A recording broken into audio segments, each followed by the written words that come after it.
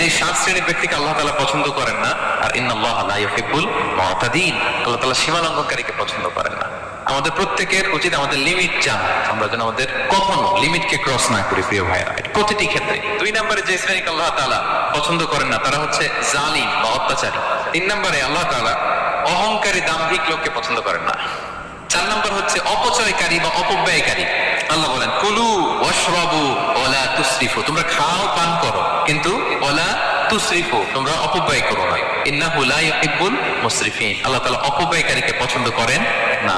5 number ইন্নাল্লাহা লা ইউহিব্বু মান কানা খাওয়ানান আসিমা, পাপী খেয়ানতকারীকে আল্লাহ পছন্দ করে না। 6 নম্বরে হচ্ছে ফাসাদ সৃষ্টিকারী, বিশৃঙ্খলা সৃষ্টিকারী।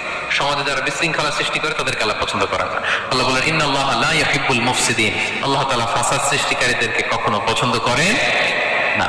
সব শেষ হচ্ছে মন্দ কথার প্রচারক আমার ভাইয়েরা।